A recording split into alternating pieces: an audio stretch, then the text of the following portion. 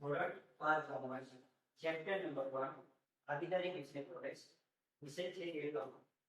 તો આપણે સૌથી પહેલા જોઈએ કે ભાગીદારી વિશે પ્રવેશ સમજવા માટે એટલે આપણે આખો વિડિયો સમજવા માટે આપણે સૌથી પહેલા પ્રાર્થના નામનું નિરીક્ષણ સૌથી પહેલા આપણે જોઈએ ભાગીદારી એટલે શું?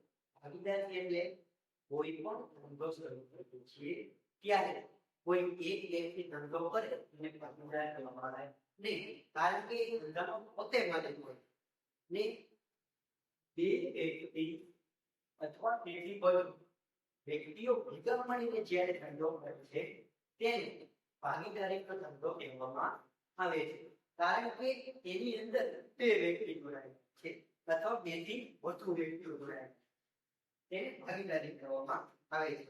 ત્યાર પછી છે વિષય એટલે શું? તો ભાગીદારી વિષય પ્રવેશ આવું નામ છે આપણને. તો આ બે આપણે સાથે જોવા પડે છે. જ્યારે વિષય એટલે કે ભાગીદારી વિષય પ્રવેશ કેવા વિષયમાં કે કેવું થયું તો પ્રવેશ આપો ભાગીદારી, બરોબર?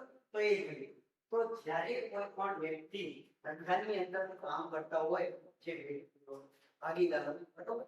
તો ભાગીદારો કાયમી સુધી સલામત હોય એવું નહીં. કદાચ કોઈ કારણોસર એક્સિડન્ટની અકસ્માત થાય, બરોબર, ભયાનક એક્સિડન્ટ થયું અથવા કોઈ ભાગીદારની વ્યક્તિનું મૃત્યુ જાહેર થાય ત્યારે શું કરવું? તો એ વ્યક્તિનું જગ્યા તો બીજા વ્યક્તિને અંદર પ્રવેશ આપવાનો છે. બીજી વસ્તુ કે જ્યારે ધંધો કરતા હોય ત્યારે નફો પણ થાય, બરોબર? નફો તો થાય તો સારી વસ્તુ, પણ જ્યારે ખોટ થાય ત્યારે શું કરવું? તો ખોટ જાય ત્યારે જો ધંધાના ભાગીદારો પૈસા કાઢી શકે તેવું ન હોય તો બીજા વ્યક્તિની અંદર ધંધામાં પ્રવેશ આપીને વ્યક્તિને પ્રવેશ આપી શકે છે, કારણ કે ધંધાની અંદર પૈસાની જરૂર છે અને જે ભાગીદારો જે છે અંદર જોડાયેલા એમની પાસે પૈસા નથી તો નવા ભાગીદારને પ્રવેશ આપી શકે છે. પછી બીજું જોઈએ તો કે અસ્થિર મગજનો થાય. અચાનક ધંધાની અંદર જોડાયેલો વ્યક્તિ મગજ ઓલું થઈ જાય કે જે મગજ કામ કરતું બંધ થઈ જાય, અસ્થિર મગજ થાય, બરોબર? આપણે એની સાદી ભાષામાં કહીએ તો તો પણ નવા ભાગીદારને પ્રવેશ આપવામાં આવે છે. પછી કોઈ સંસ્થાઓની અંદર કોઈ ભાગીદાર હોય એની પાસે પૂરતા પૈસા ન હોય ને નાદાર થાય ત્યારે નવા ભાગીદારને અંદર એન્ટર કરવામાં આવે છે, બરોબર? તો આ છે ભાગીદારી વિષય પ્રવેશ. તો હવે આપણે જોઈએ પ્રસ્તાવના. તો પ્રસ્તાવનાની અંદર આપણે જોઈ લીધું કે ભાગીદારી વિષય પ્રવેશ, બરોબર? હવે આપણે જોઈએ ભાગીદારીનો અર્થ. ભાગીદારીનો અર્થ જોઈએ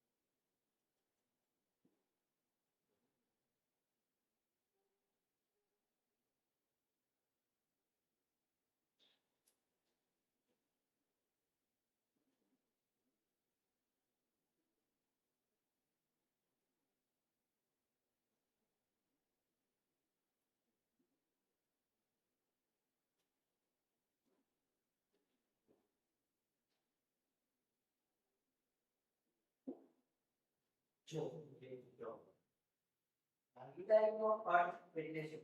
તો કે ભાગીદારી એટલે કે ઓછામાં ઓછા બે સભ્યો હોવા જોઈએ. બે તેથી વધુ કેટલા હોવા જોઈએ? 2014 ની અંદર નવો કરાર જાહેર કર્યો તેના આધારે જોઈએ તો વધુમાં વધુ 10 વ્યક્તિઓ જોડાઈ શકે ભાગીદાર, બરોબર? તો જરૂરી કે વધુમાં વધુ 10 વ્યક્તિ મળીને જે ધંધો કરે છે તેને ભાગીદારી પર ધંધો કહેવામાં આવે છે. ખબર પડી ગઈ બધાને કે બીજી વાત સાંભળો.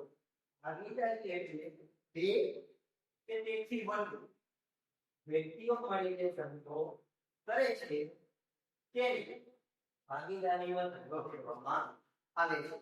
બરોબર. પછી આપણે જોઈએ કે વ્યાખ્યા જોઈએ. વ્યાખ્યાની અંદર એવું કહેવામાં આવે છે કે ભાગીદારી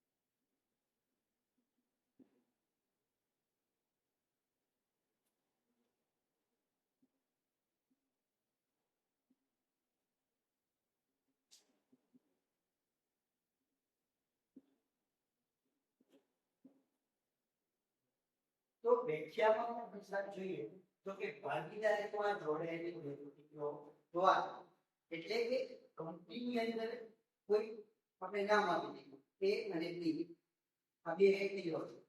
તો આ બંને વ્યક્તિઓ ભેગા મળીને આપણે કોઈ એક કંપનીનું નામ આપીએ કંપનીનું નામ આપણે ઉદાહરણ તરીકે લઈએ છીએ. તો આની અંદર બે વ્યક્તિઓ જોડાયેલા છે. આ વ્યક્તિઓ LIC કંપની ચલાવે છે. LIC કંપનીના બંને ભાગીદારો. તો એવી રીતે બંને ભાગીદારીમાં જોડાયેલી વ્યક્તિઓ દ્વારા સંયુક્ત રીતે ચલાવતા ધંધાને ભાગીદારી પેઢી તરીકે ઓળખવામાં આવે છે. એટલે આપણે જોઈએ કે બે વ્યક્તિઓ સંયુક્ત રીતે એટલે કે પોતાના બંનેના મંતવ્ય અથવા કોઈ વાત થઈ કોઈ કારણ કોઈ એમ ન આવતું હોય તો બીજો વ્યક્તિ જે છે એ ધંધાને સાચવણી કરવો છે. બીજા એ રીતે પછી કોઈ સંજોગમાં કોઈ કામ આવી ગયું કે બંને સંપીને ધંધો ચલાવે છે તેને સંયુક્ત રીતે ચલાવતા ધંધાને ભાગીદારી આવે છે. બરોબર. ત્યાર પછી આપણે જોઈએ ભાગીદારીના લક્ષણો. તો ભાગીદારીના લક્ષણોની અંદર છે પહેલો પોઈન્ટ છે કરારથી અસ્તિત્વ. કરારથી અસ્તિત્વ એટલે શું? એટલે જ્યારે ભાગીદાર લોકો ધંધાની અંદર જોડાય છે ત્યારે કરાર કરવામાં આવે છે. એટલે કે કરારથી અસ્તિત્વ આપવામાં આવે છે વ્યક્તિને કે તમે કેટલા ટાઈમ નોકરી કરશો, કેટલો પગાર આપશો, અમારા રૂલ્સ ધંધાની અંદર આવા છે, તમારે ધંધાના રૂલ્સને ફોલો કરવા પડશે. એવું આપણે તેની પાસેથી લખાણ સ્વરૂપે લેવામાં આવતું હોય છે. તેથી એને કરારથી અસ્તિત્વ કહેવામાં આવે છે. અને કરાર જે છે એ બે પ્રકારનો હોય છે. કરાર બે પ્રકારનો હોય છે.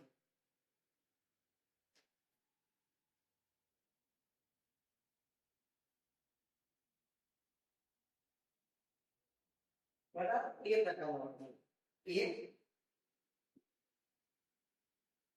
લેખિત અને બીજું છે મૌખિક. બે પ્રકારના કરાર હોય છે. આ બે પ્રકાર છે કરાર. સૌથી પહેલા લેખિત.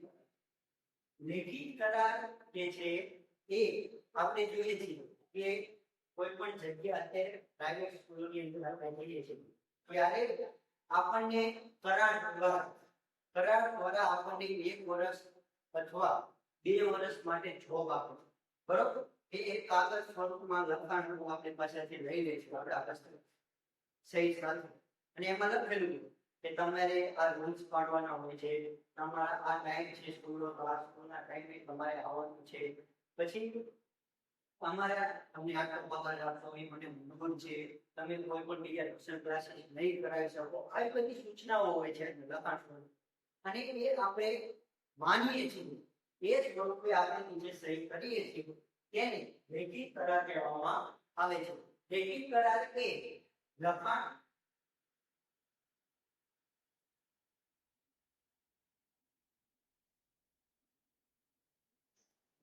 લેખિત કરાર એ લખાણ સ્વરૂપમાં હોય છે. કારણ કે લખાણ આપણી પાસે હોય ત્યારે પણ બરોબર, તો ક્યારેક ભવિષ્યની અંદર કોઈ દુર્ઘટના સર્જાય, કોઈ વાર ઉભો થાય કે ક્યારેક આપણને ભવિષ્યની અંદર કોઈ બોલાચાલીના કારણે એ કહી શકે કે તમે આમ કરેલું, તમે આમ કીધું, તમે આમ કરતા નથી, તમે ક્યારેક આપણી પાસે જો લખાણ સ્વરૂપે કરાર હોય બરોબર, તો આપણે તેને સાબિત કરી શકીએ છીએ. બરોબર. બીજો કરાર છે મૌખિક. તો બીજો કરાર છે મૌખિક. તો મૌખિક કરાર એ આપણે જોઈએ છે જ્યારે આપણે લેખિત કરાર છે કે ભવિષ્યમાં સાબિત કરી શકીએ છીએ, પણ મૌખિક કરાર જે છે એ આપણે સાબિત કરી શકતા નથી. કારણ કે આપણે રૂબરૂ ફેસ ટુ ફેસ વાત દ્વારા કરાર કરેલો હોય છે, તેથી આપણે ભવિષ્યની અંદર તે સાબિત કરી શકતા નથી. બરોબર. અને અત્યારે આપણે જોવા જઈએ તો સૌથી વધુ લેખિત કરાર ગીતામાં બનાવવામાં આવે છે. બરોબર. વિદ્યાર્થી મિત્રો, આપણે જે બધાને સમજાયું બરોબર. હવે આપણે છે નફાનો હેતુ બીજો. તો નફાનો હેતુ શું એટલે શું આપણે જોઈએ કે કોઈ પણ આપણે કામ કરતા હોય એની પાછળ આખો હેતુ શું હોય છે એ આપણે સમજવું કે જેને ભાગીદાર મળીને કામ કરે છે એની પાછળ હેતુ શું છે? નફાનો. કારણ કે આપણે કંઈ પણ કામ કરતા હોઈએ છીએ ત્યારે એની પાછળ આપણે પૈસાનો હેતુ દ્વારા કોઈ પણ ધંધો કે કોઈ પણ જગ્યાએ કામ કરતા હોઈએ છીએ. તો બીજો પોઈન્ટ છે નફાના હેતુ. હવે એની અંદર આપણે થોડું ડિટેલ જોઈએ તો કે ભાગીદારો વચ્ચે નફા નુકસાન. હવે ધંધો છે બરોબર, આપણી પાસે ધંધાની અંદર બે જ વસ્તુ બરોબર, બે જ વસ્તુ, કાં તો નફો કાં બીજી વસ્તુ ખોટ. તો હવે આપણે જોઈએ કે કોઈ એક જ વ્યક્તિ ધંધો કરતો હોય એને નફો થાય કે ખોટ એ પોતાને ભોગવવાનું હોય છે, પણ આપણે અહીંયા ભાગીદારી પેટી છે તો ભાગીદારીની અંદર નફા જે ધંધાની અંદર નફો થાય કે ખોટ થાય એ બધા જ ભાગીદારો વચ્ચે વેચવાની હોય છે. તો આ નફો થયો બરોબર, આપણે એ બી અને સી ત્રણ ભાગીદાર એ બી અને સી. હવે ખોટ જે હોય કે નફો થયો તો વેચવું કઈ રીતે એ આપણે સમજવું કે જ્યારે નફા આ ધંધાની અંદર જોડાય છે ત્યારે એમની પાસે આપણે કીધું ને કરાર, તો લેખિત કરાર સ્વરૂપે એમને લખાણ લીધેલું હોય છે કે નવો ભાગીદાર જોડાય છે ત્યારે એને નફા નુકસાન, નફો અથવા નફા નુકસાન એટલે કે ખોટ જે પણ જાય એનું એક નફો જાય કે નુકસાન એને નફા નુકસાનની વહેંચણી કરવા માટે પ્રમાણ નક્કી કરવામાં આવે છે. બરોબર. કે જ્યારે ધંધાની અંદર એન્ટર થાય છે ત્યારે એનું પ્રમાણ નક્કી કરવામાં આવે છે. ભાગીદારો જેટલા હોય ધારો કે આપણે જોઈએ કે 1, 2 ને 3 છે ભાગીદારો આપણી પાસે બરોબર, તો અહીંયા લખેલું હોય આપણે કરારમાં 50% પહેલાને આપો, બીજાને 20%, બરોબર, અને ત્રીજાને 10%. જો આપણી પાસે કરારમાં લખાયેલું હોય જે ટકા પ્રમાણે ચૂકવવાનું થાય તો એ પ્રમાણે થઈને ભાગીદારો વહેંચતા હોય. પણ જો કરારની અંદર નફા નુકસાનનું પ્રમાણ નક્કી કરવામાં ન આવ્યું તો ત્રણેય ભાગીદારોને સરખા પ્રમાણમાં વેચવું પડે છે. એટલે હવે તો કીધું ને કે જ્યારે લેખિત કરાર કરેલો તો આપણે સાબિત કરી શકીએ. હવે ધારો કે આપણે અંદર ધંધો શરૂ કરતા હોઈએ છીએ બરોબર, તો એમાં નફો થાય કે ખોટ, તો આપણે નફો થયો હોય કે ખોટ થયો પછી શું થાય કે જો નક્કી ન કરેલું બરોબર કે કઈ રીતે વેચવું, તો કોઈ પ્રશ્ન જ નથી. કારણ કે જો ન કરેલું હોય તો ત્રણેય ભાગીદારો નફો થયો હોય તો પણ સરખા ભાગમાં વેચશે, ખોટ જાય તો પણ સરખા ભાગમાં વેચતા હોય. બરોબર વિદ્યાર્થી મિત્રો, આટલા શું તમને બે માં સમજાઈ ગયું? હવે આપણે જોઈએ ત્રીજો ભાગ, એકબીજાનો એજન્ટ. એટલે ધંધો જે છે એ ભાગીદારી પેઢીની અંદર બધા વ્યક્તિઓ ભાગીદારો જે હોય છે તે સાથે મળીને અથવા એકબીજાનો એજન્ટ એટલે બધા ભાગીદારો હોય છે. બધા એટલે બે કે જેટલા ભાગીદારો હોય એટલે બે બધા ભાગીદારો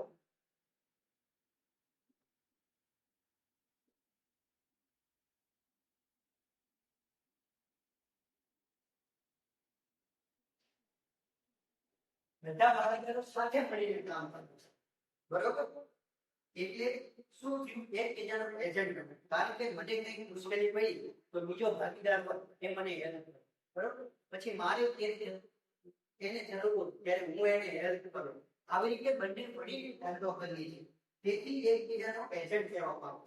અથવા બધા ભાગીદારો સાથે મળીને કામ કરતા હોય, અમુક જગ્યાએ પણ ન પણ કરતા હોય, તો ત્યારે શું થાય કે બધા વતી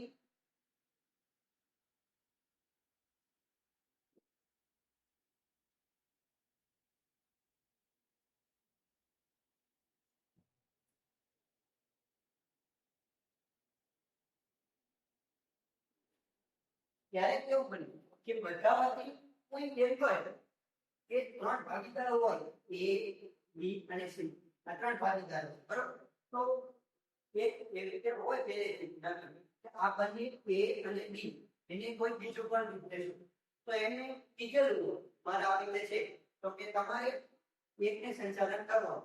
પણ સી એક પછી એવું કહે છે હું સંચાલન બધું કરીશ. બરોબર? તો સંચાલન તો હું એકલો કરી, પણ જ્યારે કંઈ પણ થાય ત્યારે તમારે હું જે નિર્ણય લીધેલો હોય એમાં તમારે સપોર્ટ કરવો. બરોબર? તો એ રીતે નક્કી કરવામાં આવેલું છે. હવે આપણે જોઈએ સભ્ય સમૂહ.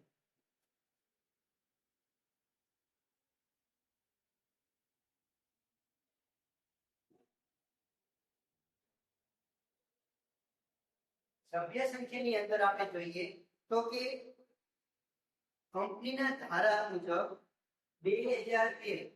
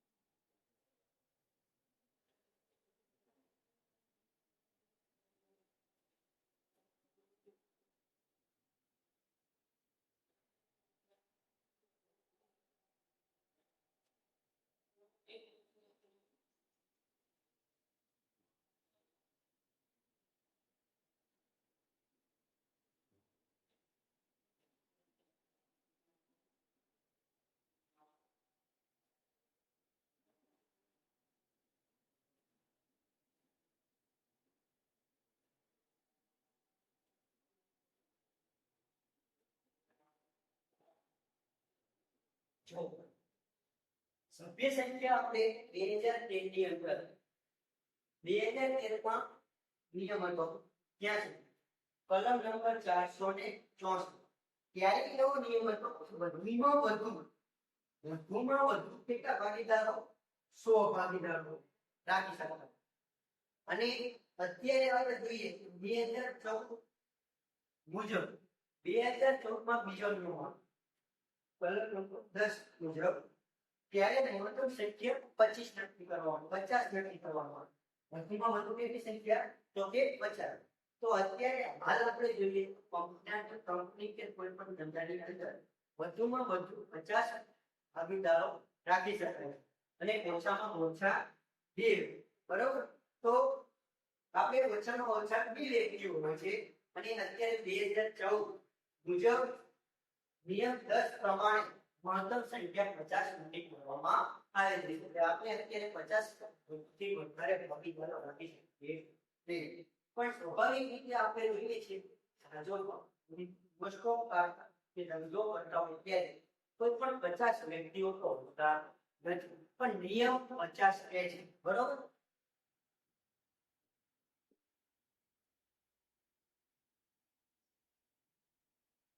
પછી છે અમર્યાદિત જવાબદારી. તો અમર્યાદિત જવાબદારી એટલે શું? તો ભાગીદારીના કાયદા મુજબ પેઢીનું યોગ જો પેઢીની મિલકતોમાંથી ક્યારેક ભવિષ્યમાં એવું બને કે આપણી પાસે પૈસા હતા 5 બંધાઈ બરોબર, 5 લાખ રૂપિયાની આપણી પાસે મિલકત છે બંધાઈ બરોબર. મિલકત આપણી પાસે 5 લાખ રૂપિયા, પણ આપણે જ્યારે કે આપણી પાસે દેવું થઈ ગયું તો આપણી પાસે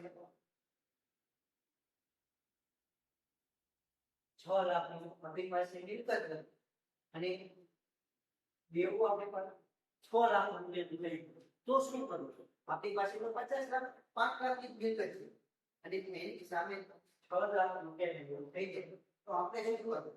તો જો પેઢીની મિલકતોમાંથી પેઢીની મિલકત કેટલી હતી? 5 લાખ, એમાંથી છૂટવી ન શકાય તો મિલકત વેચી દઉં. એટલે જો પછી મિલકત આવે 5 લાખ રૂપિયાની હતી એ વેચી દેવું. વેચી દીધા પછી આપણે આમાંથી 5 લાખ રૂપિયા બાદ કરી એટલે કેટલા વધે? 1 લાખ રૂપિયા હજી દેવું છે. તો આ 1 લાખ રૂપિયા આપણે મિલકત તો બધી વેચી, તો હવે 1 લાખ રૂપિયા ક્યાંથી લાવ? તો દરેક ભાગીદાર સંયુક્ત વ્યક્તિગત પેઢી માટે જવાબદાર, કારણ કે ત્રણેયનો ભાગ હતો, ભાગીદાર A, B અને C ત્રણેયનો ભાગ હતો.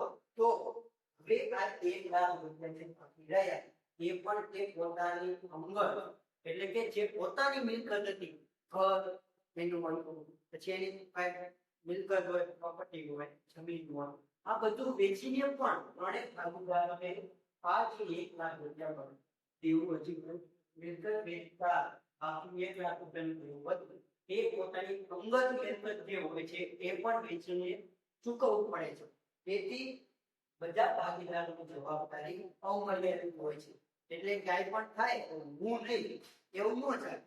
એટલે બધાની અંદર બધા ભાગીદારોની જવાબદારી જે છે એ અમર્યાદિત ગણવામાં આવે. બધા ભાગીદારો અંદર જવાબદાર હોય છે. હવે આપણે જોઈએ પેઢીની માલિકી અને સંચાલન. તો પેઢી ભાગીદારો દ્વારા ચાલતી હોય તેનું માલિકી કોણ અને સંચાલન કોણ તે જોવાનું. તો ભાગીદારી પેઢીની અંદર ભાગીદારી પેઢી હોય છે ત્યારે પેઢીની માલિકી બધા જ ભાગીદારો માલિકી બનાર છે અને સંચાલન આપણે જોઈએ સંચાલનની અંદર બધા જ ભાગીદારો પોતપોતાની રીતે સંચાલન કરતા હોય છે અથવા નક્કી કરેલી રીતે કે બધા ભાગીદારો વચ્ચે કોઈ એક જ વ્યક્તિ ધંધાનું સંચાલન કરતો હોય છે, બરોબર. તો તમને આમાંથી આપણે જોયું સૌથી પહેલા પ્રસ્તાવના જોયું, ત્યાર પછી ભાગીદારીનો અર્થ જોયો, ત્યાર પછી છે ભાગીદારીના લક્ષણો. તો વિદ્યાર્થી મિત્રો તમને આટલે સુધી સમજાઈ ગયું છે, બરાબર. તો હવે આપણે આગળ થોડુંક જોઈએ ભાગીદારીનો કરારનામું.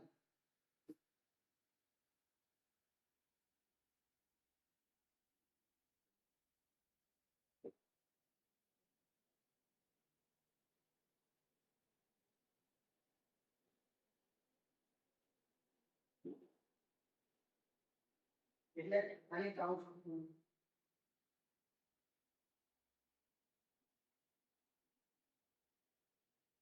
ભાગીદારીનો કરારનામું એને ખતપત્ર તરીકે ઓળખવામાં આવે છે.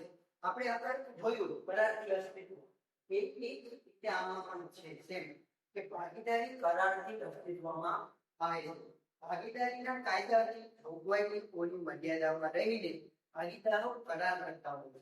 ભાગીદારી પેઢી શરૂ કરતી વખતે ભાગીદારોને સર્વસંમત હોય એ પ્રકારનું ભાગીદારીનું કરારનામું તૈયાર કરવામાં આવે છે.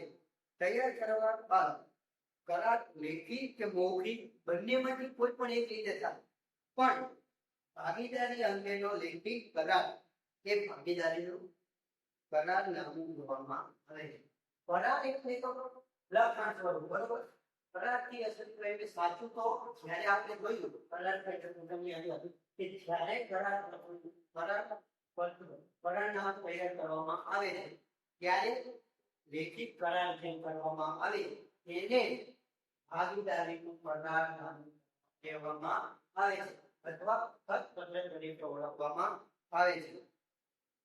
અને લેખિત કરાર એ કરારનામું વધુ ઇચ્છનીય અને હિતાવહ હોય છે, કારણ કે ભાગીદારો વચ્ચે ભવિષ્યમાં કોઈ ગેરસમજ કે વિવાદ ઉભો થાય તો ભાગીદારી કરારમાં કરેલ જોગવાઈ મુજબ એનો ઉકેલ લાવી શકાય છે. બરોબર. હવે તો આપણે આની અંદર કરારનામાની અંદર શું શું હોય છે તો એ આપણે જોઈએ. તો સૌથી પહેલું હોય છે એમાં ભાગીદારોની વિગત.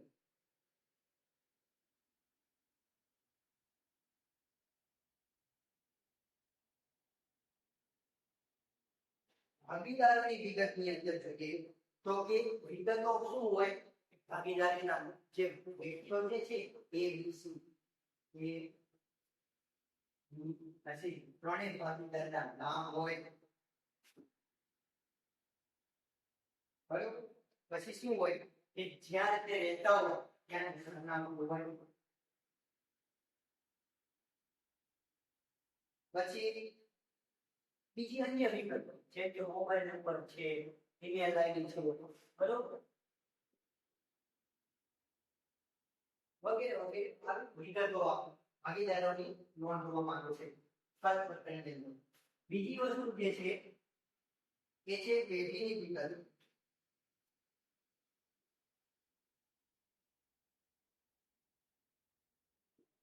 પેઢીની વિગતો એટલે પેઢીનું નામ, એટલે કે ધંધો જે કંપની છે એનું નામ, બરોબર. પછી એ ક્યાં છે સ્થળ, એ વિગત.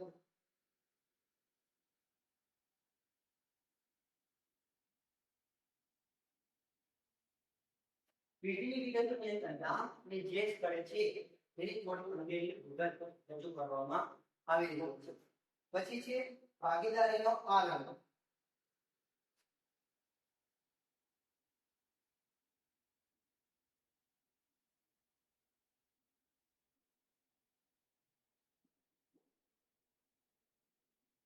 ભાગીદારીનો આરંભની અંદર જોઈએ તો કે ભાગીદારી પેઢી કઈ તારીખથી શરૂ કરવાની છે એ તારીખ લખવાની હોય છે અને કઈ તારીખથી શરૂ હોય છે એ અંગેની વિગતો કારખાનામાં સમાવેશ કરવામાં આવે છે.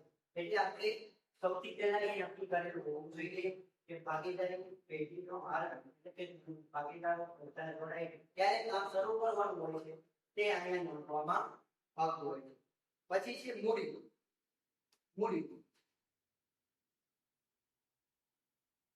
બરાબર.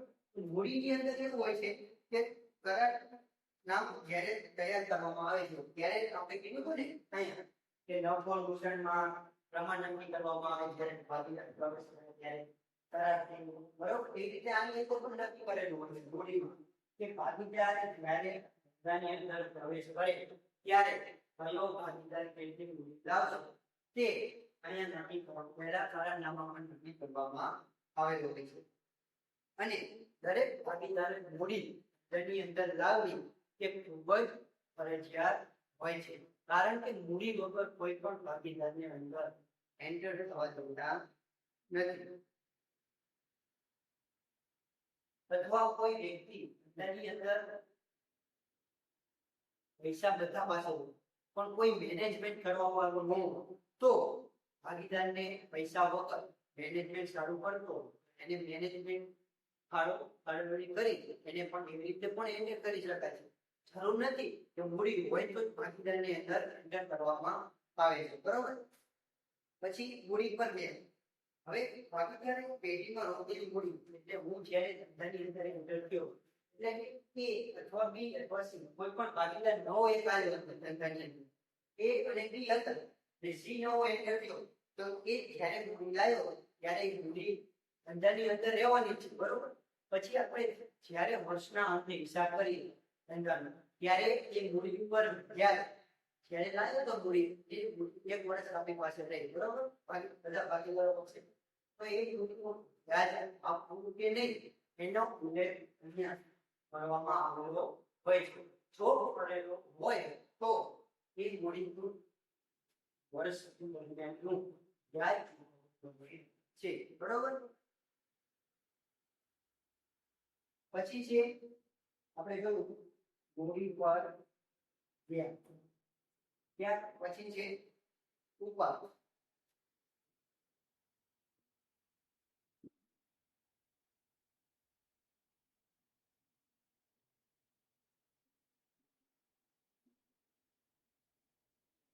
હવે આપણે જોઈએ મૂડી તો આવી ધંધામાં, એવી જ રીતે ગમે ત્યારે કોઈ પણ સંજોગો કોઈ ભાગીદારો ના કરે કોઈ ગુમાવ બરોબર કોઈ એવી પરિસ્થિતિ હોય તો એ વ્યક્તિ પાસે પૈસા ન હોય ત્યારે ધંધામાંથી એ વ્યક્તિ એની સારવાર માટે કઈ વસ્તુ લાવવા માટે એના ઘરમાં કોઈ છોકરાઓની ફી ભરવા માટે આવા પૈસા ઉપાડ કરવો પડે છે ધંધામાં. એટલે એની પાસે નથી બીજી પાસે પણ પૈસા એ ધંધાની અંદર માલિક છે કોઈ, બરોબર. એક સરખા ભાગનું તો એ પૈસા બીજા ભાગીદારોને પૂછીને લેતો હોય તો એને ઉપર કહેવામાં. તો હવે કરારનામામાં જોગવાઈ કરેલી છે કે જો ઉપાડ પર વ્યાજ ચૂકવવાનું હોય તો કેટલા ટકા ચૂકવવું પડશે. જો કરાર કરેલો હોય કરારનામાની અંદર કરાર કરેલો હોય તો જેટલા ટકા 50% જો રૂપિયા કે 2% રૂપિયા 3% કોઈ પણ નક્કી કરેલો હોય એ વર્ષ દરમિયાન જે નક્કી કરેલા હોય એટલા ટકા એને વ્યાજ ચૂકવવું પડે છે. અને જો નક્કી કરેલું ન હોય બરોબર તો એને વ્યાજ ચૂકવવાનું આવતું નથી. પછી વ્યાજ પતી ગયું, બરોબર. ત્યાર પછી આપણે જોઈએ કે નફા નુકસાન વહેંચણી.